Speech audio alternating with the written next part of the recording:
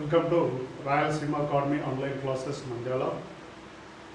నా పేరు వెంకటరెడ్డి.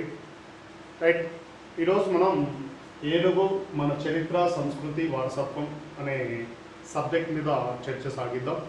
మొదటగా దీనిని ఎందుకు తీసుకోవాల్సి వచ్చింది అనేది ఒకసారి చూస్తే, ఈ మధ్య కాలంలో కేరళలోని పాలక్కడ్ జిల్లాలోని వెలియార్ నది ఒడ్డున ఒక ఏనుగును ఆహార పదార్థాలలో పేలుడు పదార్థాలు కలిపించి చంపటం జరిగింది. ముఖ్యంగా పైనాపిల్ అనే ఆహార పదార్థంలో కొంత పేలుడు పదార్థాన్ని కలిపి ఇవ్వడం ద్వారా, ఆ పేలుడు పదార్థం కలిపిన పైనాపిల్ను తినడం ద్వారా ఆ ఏనుగు చనిపోవడం జరిగింది. మామూలుగా ఇలాంటి టాక్టికల్స్ మనకు ఎక్కడ గమనిస్తాము అంటే, మనం ఉగ్రవాదులు ఇలాంటి టాక్టికల్స్ మనకు ప్రయోగిస్తుంటారు. అంటే మనుషులను చంపడానికి ఉగ్రవాదులు పేలుడు పదార్థాలు పెట్టి మనుషులను చంపేస్తుంటారు. అలాంటి టాక్టికల్స్ ఇక్కడ కేరళలోని పాలక్కడ్లో కొంతమంది వేటగాళ్ళు ఏనుగులను చంపేందుకు ప్రయత్నించడం జరిగింది. మరి ఈ విషయం చాలా సెన్సేషనల్ అయింది. ఇది మనం గమనిస్తే నేషనల్ మరియు ఇంటర్నేషనల్ మీడియాలో కూడా ఇది చాలా ప్రముఖంగా ప్రచురించబడింది, ప్రస్తావించబడింది. అందుకే దీని గురించి మనం చూస్తున్నాం. అంటే ఏనుగు అనే దానికి మనకు ఏంటి అనేది ఒకసారి చూస్తే చూడండి, మన చరిత్రలో ఒకసారి గమనిస్తే ఏనుగుకు ఒక ప్రత్యేకమైన స్థానం, ఒక గొప్ప స్థానం మనకు కలదు. ముఖ్యంగా గమనిస్తే ఏనుగు తలను ధరించినటువంటి వ్యక్తి ఎవరంటే మన దేవుళ్ళలో గణేశుడు. గణేశుడు అంటే గణపతి మనకు ఏనుగు తలతోనే కనిపిస్తాడు. అంత గొప్ప ప్రాచుర్యం కలిగి ఉంది ఈ ఏనుగు. అలాగే ఇంకా గమనిస్తే అసలు ఏనుగుకు మనం చిహ్నంగా ఏం చెప్తామంటే చూడండి, బలం మరియు విజ్ఞానం. సో ఈ రెండింటిని సూచించేది ఏదంటే ఏనుగే. సో బలానికి మరియు విజ్ఞానానికి సూచిక ఏది అంటే ఏనుగే అని మనం చెప్పుకోవడం జరుగుతుంది. అలాగే ఏనుగులలో అంటే ఏనుగులన్నింటికి నాయకుడు ఎవరంటే ఐరావతం అని పిలుస్తాం. ఈ ఐరావతం అనగా ఏమిటంటే తెల్ల ఏనుగు. ఇది చాలా ప్రత్యేకమైనది మరియు చాలా అరుదుగా లభిస్తుంటుంది. మరి ఈ ఐరావతమే ఇంద్రుడి యొక్క వాహనంగా కూడా కలదు. ఇంద్రుడి వాహనంగా కూడా కలదు. మరి అలాగే ఈ ఐరావతాన్ని ఆ కాలంలో అంటే ముఖ్యంగా రాజుల కాలంలో ఐరావతంను రాజు దగ్గర ఉంటే అది అతని పరాక్రమానికి మరియు అతని గొప్పతనానికి ప్రతీకగా నిలిచేది ఐరావతం. అంటే రాజుల యొక్క పరాక్రమానికి మరియు గొప్పతనానికి సో ఈ ఐరావతం అనేది ఒక చిహ్నంగా నిలిచేది అని చెప్పి మనం చెప్పుకుంటున్నాం. అట్ ది రైట్ టైం ఇంకా మనం చూస్తే చూడండి, థాయిలాండ్ మరియు బర్మా లాంటి దేశాలలో ఐరావతంను అదృష్ట చిహ్నంగా భావించేవారు. అదృష్ట చిహ్నంగా వీటిని భావించేవారు, లేదా అదృష్ట దేవతలుగా వీటిని వీరు భావించేవారు. మరి మన దేశంలో చూస్తే, మన దేశంలో ఆలయాలలో పూజలు నిర్వహించేందుకు ఈ ఏనుగులను మనం ఉపయోగిస్తూ ఉన్నాం. ప్రజెంట్ ఇప్పటికీ కూడా కేరళలోని అనేక ప్రాంతాల్లో, అనేక దేవాలయాల్లో సో ఆలయాల్లోనే ఈ ఏనుగులను పెంచి ప్రత్యేక శిక్షణ ఇచ్చి అక్కడ పూజలకు ఉపయోగించడం జరుగుతుంది. అలా వీటికి ఒక ప్రత్యేక స్థానం కలదు. ముఖ్యంగా అలాంటిది చూస్తే చూడండి, కేరళలోని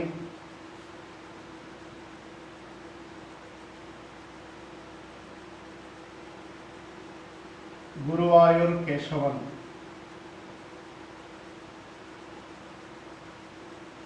గురువాయూర్ కేశవన్ అనేటువంటి గుడిలో ఇప్పటికీ అనేక ఏనుగులను అక్కడ పెంచి పోషించడం జరుగుతుంది.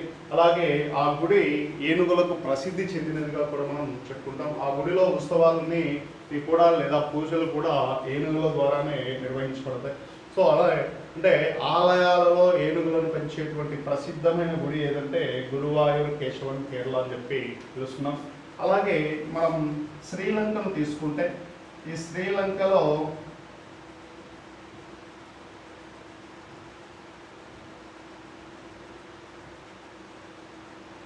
ఎలిషా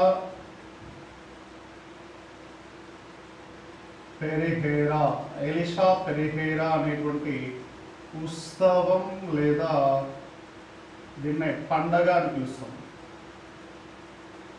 ఈ పండుగలో కూడా వీళ్ళు ఏనుగులను ఎక్కువగా ఉపయోగించడం జరుగుతుంది. అంటే శ్రీలంకలోని ప్రసిద్ధిగాంచినటువంటి ఎలిషా పెరిహేరా అనేటువంటి పండుగలో ఈ ఏనుగులతోటి డ్యాన్సులు వేయించడం, ఏనుగులతోటి ఉత్సవాలు నిర్వహించడం, ఏనుగులతోటి ఆట పోటీలు నిర్వహించడం అనేది ఇక్కడ ప్రసిద్ధంగా జరుగుతున్నటువంటి అంశంగా మనం ఇక్కడ పేర్కొంటూ ఉన్నాం.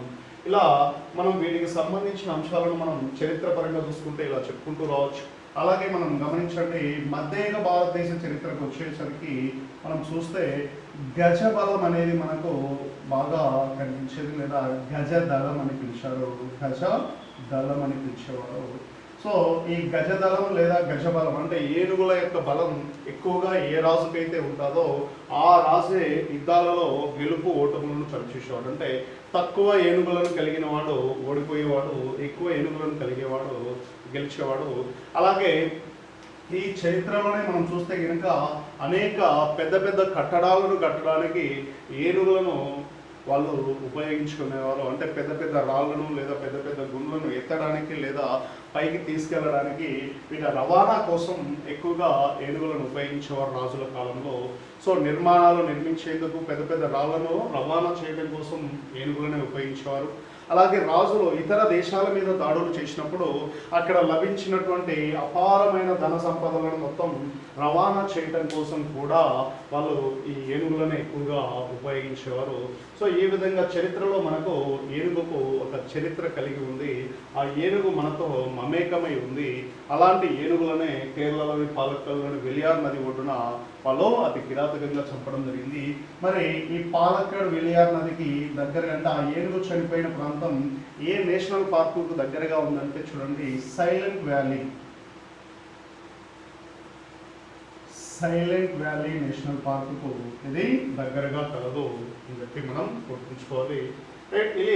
ఇలా మనం చరిత్రలో చూస్తే దీనికి కనిపిస్తున్నాయి. మరి ఇంత ప్రాముఖ్యత కలిగినటువంటి ఏనుగుల సంరక్షణ కోసం భారతదేశంలో ఎలాంటి చర్యలు తీసుకోవడం జరిగింది అనేది కూడా మనం ఇప్పుడు చర్చించాలి. చూడండి, ఏనుగుల సంరక్షణ కోసం మనం తీసుకున్నటువంటి ముఖ్యమైన అంశాలు ఏమున్నాయో వరుసగా ఇప్పుడు చూద్దాం. మొదటగా మనం గమనిస్తే ఇక్కడ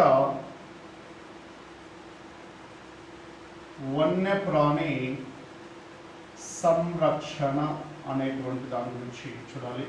మరి దేశంలో వన్యప్రాణి సంరక్షణ గూర్చి తెలియజేసే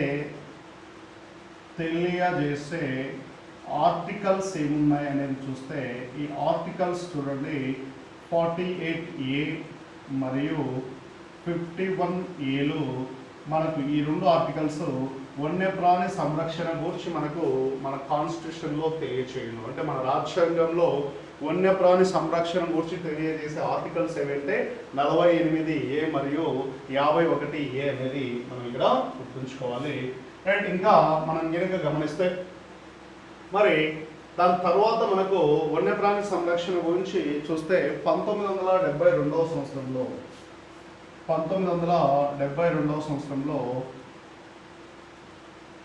వన్యప్రాణి సంరక్షణ చట్టం వచ్చింది. వైల్డ్ లైఫ్ కన్సర్వేటివ్ యాక్ట్ అనేది మనకు 1972లో వచ్చింది. దీంట్లో అనేక షెడ్యూల్స్ ఉన్నాయి. ఈ వన్యప్రాణి సంరక్షణ చట్టంలో అనేక షెడ్యూల్స్ కలవు. మరి అందులో మొదటి షెడ్యూల్, ఇందులో ఫస్ట్ షెడ్యూల్లో ఏమున్నాయంటే అంతరించిపోతున్న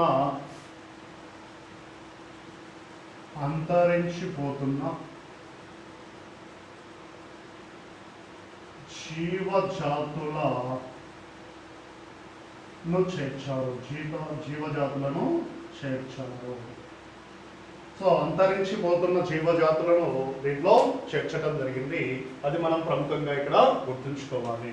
రైట్. ఈ అంతరించిపోతున్న జీవజాతుల్లో మన ఏనుగును కూడా ఇందులోనే చేర్చడం జరిగింది. అంటే మనం ఇక్కడ ప్రస్తావిస్తున్నటువంటి ఏనుగును కూడా ఈ షెడ్యూల్లోనే చేర్చాలి.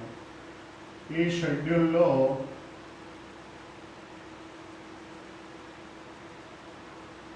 ఏనుగును కూడా చేర్చారు. మరి ఏనుగు మన దేశంలో ఉన్నటువంటి ఏనుగు ఏ రకానికి చెందినది అంటే చూడండి, ఆసియాటిక్ ఎలిఫెంట్స్ అని చెప్పి పిలుస్తాం మనం వీటిని. ఆసియాటిక్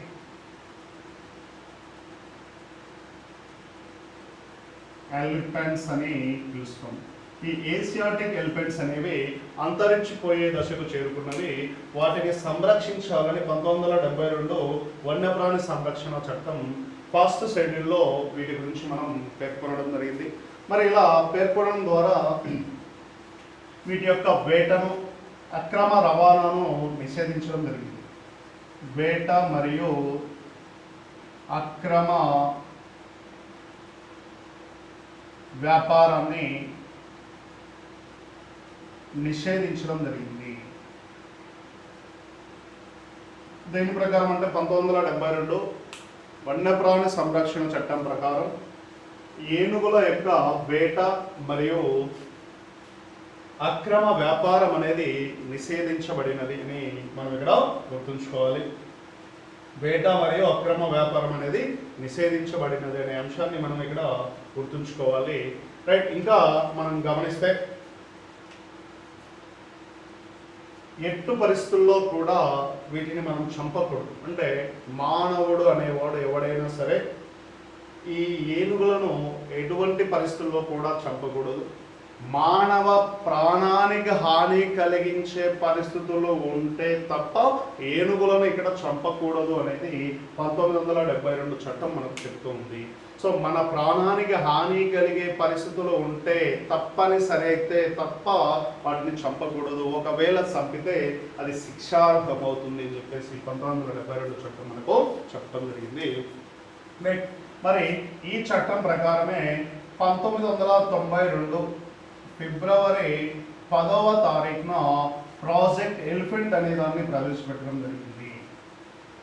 ప్రాజెక్ట్ ఎలిఫెంట్ అనే దాన్ని ప్రవేశపెట్టడం జరిగింది. సో 1992 ఫిబ్రవరి 10వ తారీఖున ప్రాజెక్ట్ ఎలిఫెంట్ అనే దాన్ని ప్రవేశపెట్టడం జరిగింది. మరి దీని ప్రకారం ఏమి చేస్తారు అనేది చూస్తే, దీని ప్రకారం ఈ 1992 ప్రాజెక్ట్ ఎలిఫెంట్ ప్రకారం ఏనుగులను వాటి నివాస స్థానాలలో వాటిని సంరక్షించాలి. ఏనుగులను వాటి నివాస స్థానాలలో వాటిని సంరక్షించాలి అనేటువంటి అంశాన్ని మనం ఇక్కడ గుర్తుంచుకోవాలి. రైట్. మరి at the same time first విషయం అది. అలాగే మానవునికి మరియు ఏనుగుకు మధ్య సంఘర్షణ అనే దానిని తగ్గించాలి. అంటే వాటికి కొన్ని రిజర్వులను ఏర్పాటు చేయడం ద్వారా, అక్కడికి వెళ్లకుండా మానవులను నిషేధించడం ద్వారా మానవులకు ఏనుగులకు మధ్య సంఘర్షణను ఇక్కడ నివారించాలని మనకు ప్రముఖంగా చెప్పడం జరిగింది. ఆ విషయాన్ని మనం ఇక్కడ గుర్తుంచుకోవాలి. ఈ రెండు అంశాలను మనకు ఇక్కడ చెప్పడం జరిగింది. దానితో పాటు ఈ ఏనుగుల అక్రమ రవాణా, ఏనుగుల వేట అనేది కూడా నిషేధించబడింది. ఇవి మనకు ఈ ఎలిఫెంట్. మరి దీని ప్రకారం ఏం చేసినారంటే చూడండి, ఎలిఫెంట్ రిజర్వులను ప్రకటించడం జరిగింది. అంటే ఏనుగు సంరక్షణ కేంద్రాలను ప్రకటించడం జరిగింది. ఏనుగు సంరక్షణ కేంద్రాలను ప్రకటించారు. మరి అందులో మొదటి ఏనుగు సంరక్షణ కేంద్రం ఏదంటే చూడండి, సింగ్బమ్ ఏనుగు సంరక్షణ కేంద్రం, ఎలిఫెంట్ రిజర్వ్ అంటారు. ఇది మనకు జార్ఖండ్లో కలదు. ఇది మొట్టమొదటి ఎలిఫెంట్ రిజర్వ్గా మనం చెప్పుకుంటున్నాం. అలాగే అతిపెద్ద ఎలిఫెంట్ రిజర్వ్ ఏది దేశంలో ప్రస్తుతం ఉంటే చూడండి, మైసూర్ ఎలిఫెంట్ రిజర్వ్ అనేది అతి పెద్దదిగా మనం ఇక్కడ పేర్కొంటూ ఉన్నాం. మైసూర్ అనేది అతి పెద్దదిగా మనం పేర్కొంటూ ఉన్నాం. అలాగే ఇంటాకి అనేటువంటిది అతి చిన్నది. మైసూర్ అనేది కర్ణాటకలో ఉంటే ఇది మాత్రం నాగాలాండ్లో ఉంటుంది, నాగాలాండ్లో కలదు. సో ఇలా చిన్నదేమో ఇంటాకి, పెద్దదేమో మైసూర్, అలాగే మొదటిదేమో సింబం అని చెప్తున్నాం. మరి ప్రస్తుతం దేశంలోని మొత్తం ఎలిఫెంట్ రిజర్వుల సంఖ్య ఎంత అంటే 32. దేశంలో మొత్తం ఎలిఫెంట్ రిజర్వుల సంఖ్య 32 కలదు అని చెప్పి మనం గుర్తుంచుకోవాలి. రైట్. మరి ఈ ప్రాజెక్ట్ ఎలిఫెంట్ ప్రకారమే భారతదేశంలో ప్రతి 5 సంవత్సరాలకు ఒకసారి ఏనుగు గణన అంటే ఏనుగుల గణన చేపట్టాలని పేర్కొనడం జరిగింది. ప్రతి 5 సంవత్సరాలకు ఒకసారి ఏనుగుల గణనను చేపట్టాలని చెప్పి పేర్కొనడం జరిగింది. అంటే ఎలిఫెంట్ సెన్సస్ అనేది ఇక్కడ మనకి ఇంపార్టెంట్. ఎక్కడ అంటే చూడండి, ప్రతి 5 సంవత్సరములకు ఒకసారి ఏనుగుల గణన చేయాలి.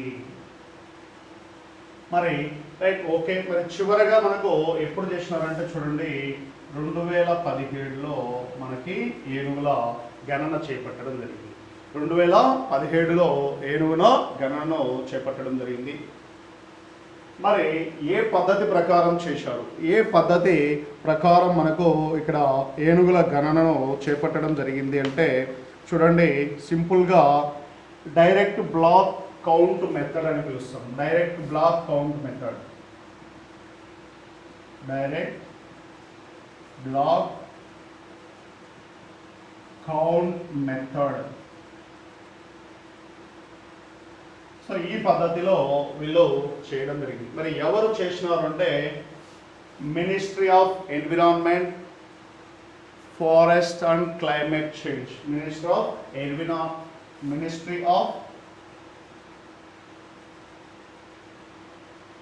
ఎన్విరాన్మెంట్,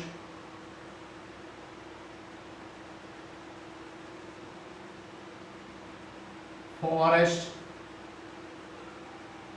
అండ్ క్లైమేట్ చేంజ్, వీరు దీన్ని చేయడం జరిగింది. వీరితో పాటు వీరికి సహాయం చేసినది ఎవరు అంటే వైల్డ్ లైఫ్ ట్రస్ట్ వారు. వైల్డ్ లైఫ్ ట్రస్ట్ వీళ్ళకి సహాయం చేయడం. సో వీళ్ళు కలిసి డైరెక్ట్ బ్లాక్ కౌంట్ మెథడ్ ద్వారా ఈ ఏనుగుల గణన అనేది చేపట్టడం జరిగింది. రైట్. మరి మొత్తంగా 2017లో ఏనుగుల యొక్క సంఖ్య ఎంత అనేది మనం కనుక చూస్తే, మొత్తంగా 2017లో ఏనుగుల యొక్క సంఖ్య ఎంత అనేది మనం చూస్తే 27,312. 27,312 ఇవి టోటల్ ఎలిఫెంట్స్ ఇన్ ఇండియా. 2017 లెక్కల ప్రకారం దేశంలోని మొత్తం ఏనుగుల సంఖ్య ఎంత అంటే 27,312. సో మరి అంతకు ముందు 2012 లెక్కల ప్రకారం తీసుకుంటే 31,368 ఎలిఫెంట్స్ భారతదేశంలో ఉన్నాయి. సో 2017 ప్రకారం అయితే 27,312 ఏనుగులు మనకి ఇక్కడ కలవు. మరి ఇందులో అంటే 2017 లెక్కల ప్రకారం మనం ఇక్కడ కొన్ని విషయాలు చెప్పుకోవాలి. మరి అత్యధికంగా కలిగిన రాష్ట్రం ఇది అంటే 2017 ఎలిఫెంట్ సెన్సస్ ప్రకారం దేశంలో అత్యధికంగా కలిగిన రాష్ట్రం ఏది ఏనుగులను అంటే కర్ణాటక. కర్ణాటక 6,049 ఏనుగులను కలిగి ఉంది. కర్ణాటక 6,049 ఏనుగులను కలిగి ఉంది. మరి ఇక రెండో రాష్ట్రం ఏది అంటే సెకండ్ ప్లేస్లో ఉన్నది ఏదంటే అస్సాం అని మనం తెలుస్తున్నాం. 5,719 కలిగి ఉన్నాయి. ఇక్కడ 5,719 కలిగి ఉన్నాయి. ఇది మనకు మరి తక్కువగా కలిగినది ఏది అంటే మరి తక్కువగా కలిగినది ఏది అనేది మనం చూస్తే తక్కువగా కలిగినది కర్ణాటకలో 6,049 ఉంటాయి. అస్సాంలో 5719 కలవు. ఇవి ఎక్కువగా ఉన్నటువంటి రాష్ట్రాలు. మరి అతి తక్కువగా కలిగిన రాష్ట్రం ఏది? అతి తక్కువగా కలిగిన రాష్ట్రం ఏదంటే మహారాష్ట్ర. ఇక్కడ ఓన్లీ 6 ఏనుగులు మాత్రమే కలవు. ఇక్కడ ఓన్లీ 6 ఏనుగులు మాత్రమే కలవు. మరి ఆంధ్రప్రదేశ్లో ఎన్ని ఉన్నాయంటే 65 కలవు. ఆంధ్రప్రదేశ్లో ఎన్ని ఉన్నాయంటే 65 కలవు అని చెప్పి మనం చెప్పుకోవచ్చు. మరి మొత్తంగా భారతదేశంలోని ఎన్ని రాష్ట్రాలలో ఏనుగుల గణన జరిగింది అంటే 23 రాష్ట్రాలలో ఏనుగుల గణన జరగటం జరిగింది. అంటే 23 రాష్ట్రాల్లో ఏనుగులు మనకు సంచరిస్తూ ఉన్నాయని చెప్పుకోవాలి. కానీ ఇక్కడ మరొక విషయం గుర్తుపెట్టుకోవాలి. మరి ప్రాజెక్ట్ ఎలిఫెంట్ను ఎన్ని రాష్ట్రాలలో అమలు పరుస్తున్నారంటే 16. ప్రాజెక్ట్ ఎలిఫెంట్ను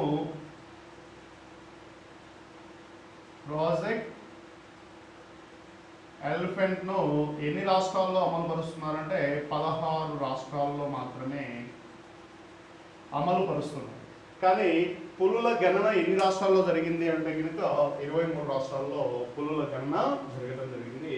మరి పులులు అత్యధిక సాంద్రత కలిగిన రాష్ట్రం ఏది అంటే కర్ణాటకనే మనం చెప్పుకుంటున్నాం. పులుల సాంద్రత అత్యధికంగా కలిగింది కర్ణాటక. 0.67% పులులను కలిగి ఉంది. మరి పులుల శాతం తక్కువగా లేదా పులుల సాంద్రత తక్కువగా కలిగిన రాష్ట్రం, పులులు కాదు, ఏనుగుల సాంద్రత అధికంగా కలిగినది ఏదంటే కర్ణాటక. మరి ఏనుగుల సాంద్రత తక్కువగా కలిగినది సాంద్రత ఇక్కడ మనం గమనించాలి. డెన్సిటీ ఆఫ్ ఎలిఫెంట్స్ అని చెప్పి పిలుస్తున్నాం. సో కర్ణాటక అత్యధిక డెన్సిటీతో ఉంటే మరి త్రిపుర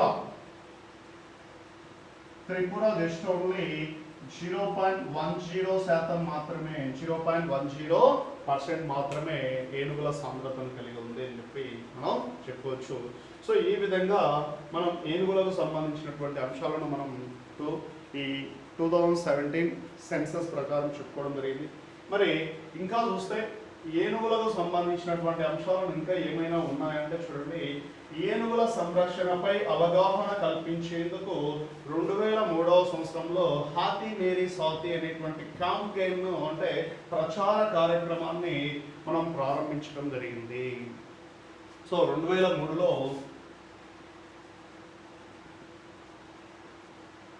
హాతీ మేరీ సాతి అనేటువంటి కార్యక్రమాన్ని తీసుకోవడం జరిగింది. మరి ఏంటి అంటే ఏనుగుల సంరక్షణపై అవగాహన కల్పించేందుకు ఏర్పాటు చేయబడినటువంటి ఒక ప్రచార కార్యక్రమంగా దీన్ని చెప్పుకుంటున్నాము. అలాగే చూడండి, గజాటో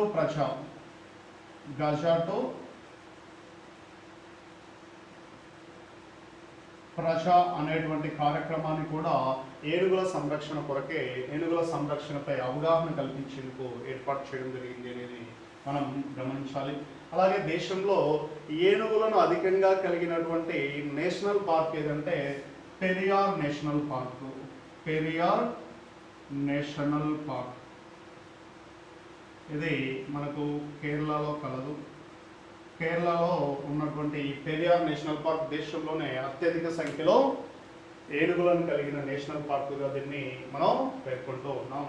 రైట్, ఇది ఇక్కడి వరకు మనం చూస్తే మరి ఇంకా ఏమైనా చేసినారంటే చూడండి, 2010వ సంవత్సరంలో ఏనుగును జాతీయ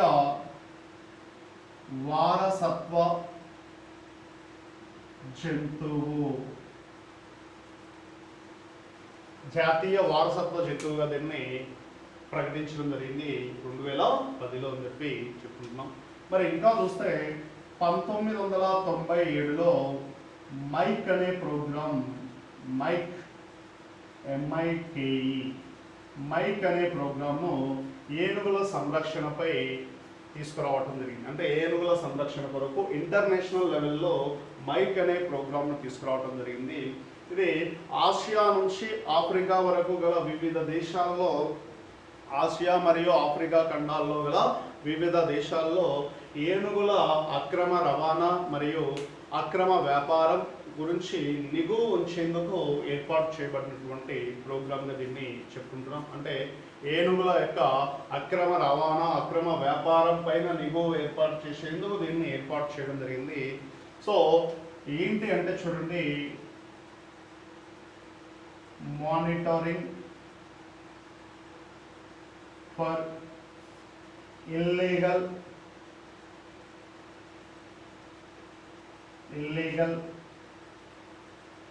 killing of elephants. Monitoring for illegal killing of elephants అని చెప్పి పిలుస్తున్నాం. అంటే అక్రమంగా చంపేసి అక్రమంగా వ్యాపారం చేయడము లేదా రవాణా చేయడాన్ని నిఘు వేసేందుకు దీన్ని ఏర్పాటు చేయడం జరిగింది. దీంట్లో సుమారు 13 దేశాలు పాల్పంచుకుంటూ ఉన్నాయి. అందులో ఇండియా కూడా ఒకటి అని చెప్పి పిలుస్తాం. మరి దీన్ని ఎవరు ప్రారంభించినారంటే IUCN వారు దీన్ని ప్రతిపాదించి ప్రారంభించడం జరిగింది. మరి IUCN అనగా ఏంటి అంటే, IUCN అంటే ఇంటర్నేషనల్ యూనియన్ ఫర్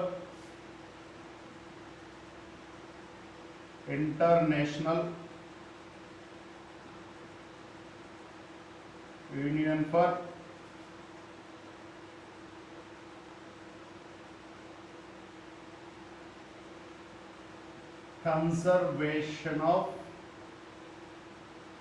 నేచర్ అని పిలుస్తాం. International union for conservation nature అని చెప్పి పిలుస్తాం.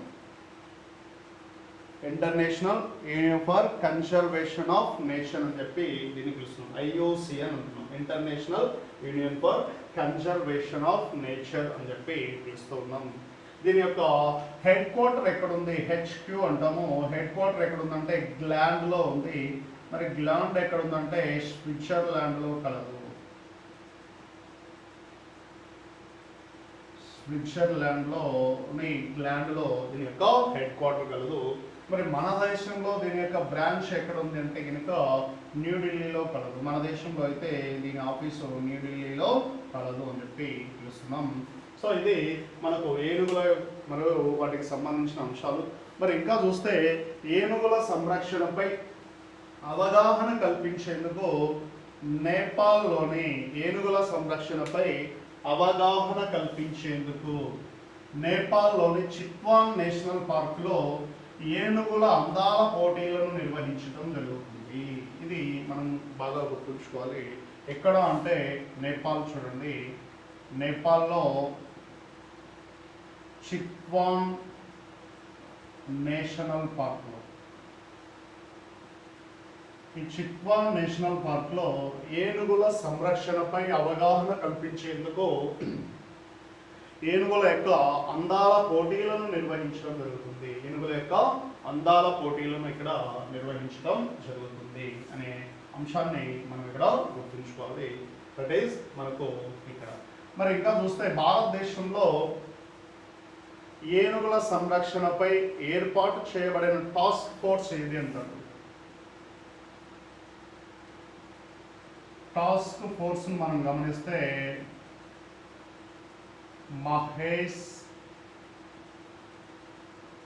రంగరాజన్ టాస్క్ ఫోర్స్ను ఏర్పాటు చేయటం జరిగింది. ఇవి మనకు ఇంతవరకు ఏనుగులకు సంబంధించినటువంటి అన్ని అంశాలు. రైట్.